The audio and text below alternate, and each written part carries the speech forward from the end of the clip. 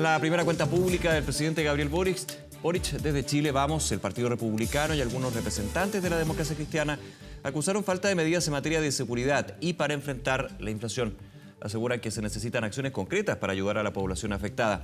Vamos a profundizar en este balance junto al senador de la UDI, Juan Antonio Coloma. ¿Cómo está, senador? Muy buenos días.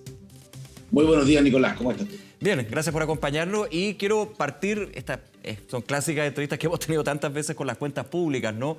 Con la primera pregunta, lo bueno y lo malo del discurso que entregó ayer el presidente Boric.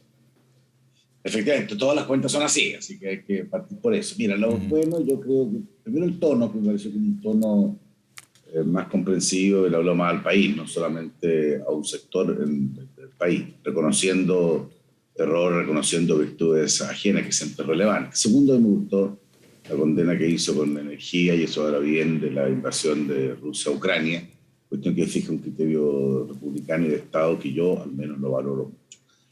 Y empecemos las cosas que son matizadas. Creo que más que una cuenta, esto como fue un programa de campaña de tercera vuelta. Da la impresión que eran cosas que se iban a hacer más bien, o lo que estaba programado, más que lo que puede ser una cuenta, que es como un resumen de lo que han sido. Igual es característico de las primeras cuentas públicas de los mandatarios, porque finalmente se toman más de lo que fue su propuesta en campaña y lo que ya es la concreción, digamos, de distintas medidas por el poco tiempo que llevan en la administración también. No se puede hacer mucho balance en tan poco tiempo. No sé si está de acuerdo.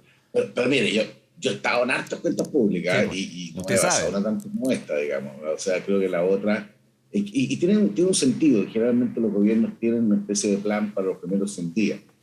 Creo que en este caso no hubo ese plan para ese 10 días. Llegaron un nuevo equipo de gobierno llegó a gobernar, y de verdad yo creo que no habían pensado bien cómo se gobernaba o las dificultades del gobierno, y partieron, voy a decir, con el pie izquierdo. No sé si es bueno o malo para ellos, digamos. El pie izquierdo en el sentido que creyeron que el tema de la violencia era un tema que ellos podían controlarlo, fueron a Cuy, fueron baleados, no se querellaron, recibieron piedrazos, no se querellaron, los amenaza Yentul con resistencia armada, no se querellan. Eso va generando una sensación de debilidad que ha sido la tónica de los 100 días. Así que a mi juicio fue más bien como si hubiera una tercera vuelta, un programa de campaña en esa línea, que a mí lo menos me parece que no es exactamente lo que deben ser las cuentas. Y ahora, y eso supone de estas 60 medidas que se plantean. Y lo complicado, a mi juicio, es que los dos temas, yo lo dije antes en una entrevista en varios medios, que más importaba definirse, que era cómo se enfrentaba la violencia, la delincuencia, el terrorismo,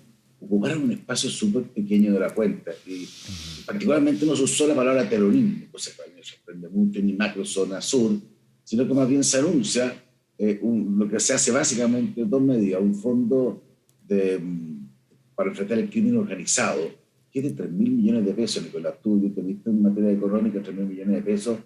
A ver, para que nos ubiquemos, el 3% de lo que Chile paga para pertenecer a organismos internacionales. Entonces es completamente ridículo pensar que con eso uno va a hacer algo en serio en esta materia. Y segundo, esta especie de retiro de armas, cuestión que a mí no me entiendo, porque lo que importa es quitarle los armas a los delincuentes, a los que delinquen. Sí, ahora, en ese punto es bien interesante, senador, lo de la tenencia total de armas, considerando a aquellos que tienen armas inscritas o no. Finalmente uno entendería que este proyecto apunta a que solamente quienes la Constitución mandata en el uso de la fuerza, por ejemplo las policías, puedan tener armas, bueno, también las Fuerzas Armadas, y sería. En este punto era una novedad importante, todavía no hay un proyecto, hay que esperar el ingreso. ¿Cómo ve usted esta posibilidad? Desde su sector han sido muy críticos en que quitarle la arma a todos finalmente no va a solucionar, pero sí hay estudios que indican que justamente muchas de las armas que tienen los delincuentes son robadas de, por ejemplo, domicilios particulares de personas que las tienen inscritas. Bueno, entonces ataquemos bien a los que roban armas, ataquemos bien cómo se hace esa tarea. Pero fíjense que yo represento la región del Maule, una zona rural. Usted le va a decir a todos los pequeños agricultores, a todas las personas que viven alejadas, que no van a tener la posibilidad de tener una escopeta. Bueno, entonces si usted sabe que no va a haber armas en ninguna parte, yo tiendo a temer de que los delincuentes van a seguir usándolas, sean robadas, sean hechizas, sean importadas fraudulentamente, y los ciudadanos van a saber que no van a poder tener espacios de defensa. A mí me parece que ese es el tipo de medida efectista que a mí se equivoca profundamente dónde debería ir el tema. Y adicionalmente, creo que no referirse a que hay un cambio de actitud, a un cambio de reglas, o aplicar bien por qué se usa ahora a veces que se dijo que no se iba a hacer los estados de emergencia. ¿Por qué tienen que ser acotados? Yo no sé por qué este gobierno hace todas las cosas acotadas, son todas como limitadas en circunstancias que el Estado tiene medidas de emergencia para enfrentar los momentos de emergencia. Entonces yo hubiera esperado una lógica mucho más clara. Lo pensé que lo iban a hacer, pero no entiendo. De hecho, lo menciona en el discurso de cuenta pública el presidente Boric, dice, y muestra en sus palabras, yo no puedo leer también el discurso, que hasta el día de hoy no es un tema que, no sé si le agrade o le disguste, pero le disguste, digamos, pero que finalmente la opción de estado de excepción no es un tema fácil para el gobierno, pero finalmente él dice, voy a usar todas las herramientas que tenga a disposición de la ley para poder terminar con los hechos de violencia. ¿Cómo evalúa usted también eso? Sí, mire, yo creo que para ningún gobierno es fácil usar medidas de emergencia. ¿Sí? Por algo están como emergencia y por eso están las normas tomadas una serie de resguardo, incluso cuando se posterga o se prorroga, tiene que ir al Parlamento para tener el acuerdo, pero lo que sí hay que hacer es utilizarlo. O sea, ¿qué es lo que está pasando hoy día en el sur y en el norte de Chile, digamos, particularmente en el sur en este momento, con la situación de terrorismo, de violencia? Mira, Nicolás, uno no puede acostumbrarse a que todos los días hay actos de naturaleza delictual, no puede acostumbrarse a que se amenace por parte de algunos dirigentes a que va a haber la lucha armada contra el gobierno, contra el Estado de Chile. Entonces ahí es donde uno dice, hay que reaccionar, y no reaccionar acotadamente, hay que reaccionar conforme a la ley. Nadie pide ni tener que ir un paso más allá de lo que la norma precisa. Entonces creo que eso fue un gran tema. Y el segundo tema, ya me planteaste, tiene que ver también con la existencia de un concepto que para mí es bien dramático, que es la inflación. Yo pensé que decía plantear, bueno, ¿cuál iba a ser la política fiscal para enfrentar este flagelo que se llama inflación, que hace muchos años que no había en Chile, y que obviamente genera un daño muy grande porque uno va perdiendo el poder adquisitivo? Yo no sé si los que oyen también de la televisión hoy día saben perfectamente que el gran drama es que las cosas suben todos los días, y estos son procesos que son difíciles de controlar, pero un gobierno tiene que hacerse cargo de eso, explicando en lo que a él le corresponde. Que es difícil igual, de hecho lo dice el presidente, y usted bien sabe que no es un tema fácil, porque desde la política fiscal, política monetaria, que son las dos grandes herramientas, digamos, que se puede de alguna manera combatir la inflación, cuando tiene factores internos y externos, que ahí podemos entrar en la discusión, digamos, pero aquí hay factores internos y externos que finalmente nos tienen con una inflación sobre el 10%. O sea, es bien complicado para cualquier gobierno, y cualquier medida tiene que ser bien delicada, y yo entiendo que usted tiene claro eso. No, Nicolás, lo tengo ultra claro, digamos. Por eso la primera pregunta que le hicimos al Consejo Banco Central, cuando estuvimos con ellos, es decir, si ellos podían determinar qué porcentaje de interno y externo. Al final es impreciso, pero básicamente entre un tercio y la mitad tienen un efecto, un componente internacional, pero la otra mitad tiene un componente a lo menos interno. Ahí el Banco Central lo que ha hecho es subir la tasa, que es lo que tiene que hacer en política monetaria, pero hay que ver quizás en materia fiscal.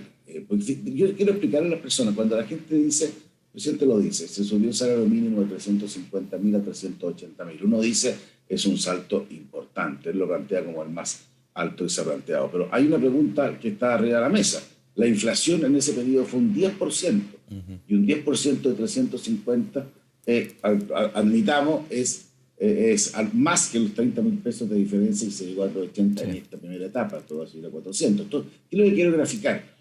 Que uno nos saca mucho, decir, mira, voy a tener más recursos a las familias el día de mañana, sin el intertanto, esos recursos van perdiendo el valor, van perdiendo el tema. Ahora, esto no quiere decir... Usted dice que hay que atacar el problema de raíz, con la dificultad que tiene eso. Esto no quiere decir que este sea un problema excluyente del gobierno, no. Sí, claro. Esto es un proceso que ha venido desarrollándose y que se ha explotado, por así decir, con más fuerza. Y de hecho, perdón, senador... Entonces yo hubiera esperado, Nicolás, hubiera planteado el tema. Mira, aquí tenemos un grave problema de inflación intuido, voy a inventar, voy a asumir, digamos, instruir al ministro de Hacienda en política fiscal, se hagan tales o cuales medidas para que las familias chilenas puedan tener espacio de tranquilidad, y que vamos a contener dentro de lo posible esta alza de precios. Eso es lo que yo creo que hubiera sido complementario de los anuncios que se hicieron, y que a mi juicio eran los dos temas centrales que había presente en este debate. Sí, ahora,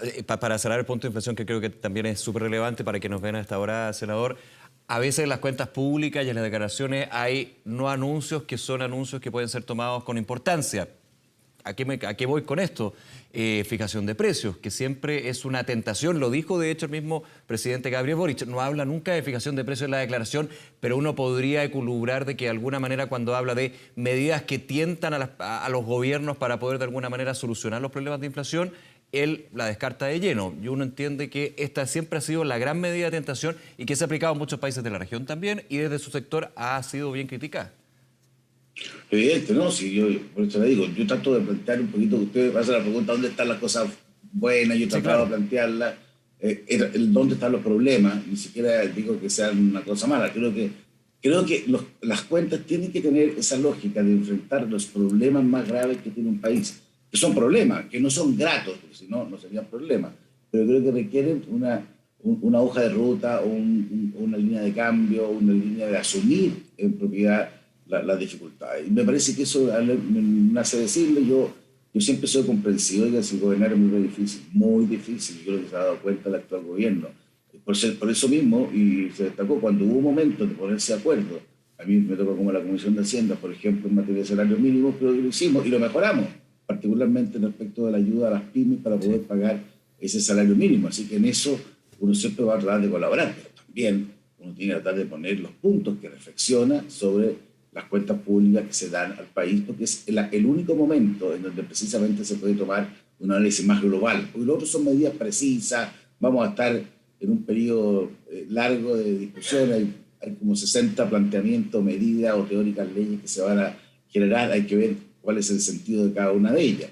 Pero bueno, esa es mi visión respecto de lo que ha sido esta cuenta pública de este frío mes de junio. Senador Juan Antonio Coloma, muchísimas gracias como siempre por acompañarnos y esta conversación aquí en Canal 24 Horas. Que tenga buen día. Muchas gracias, Nicolás. Saludos a toda la televidente. Gracias, un abrazo.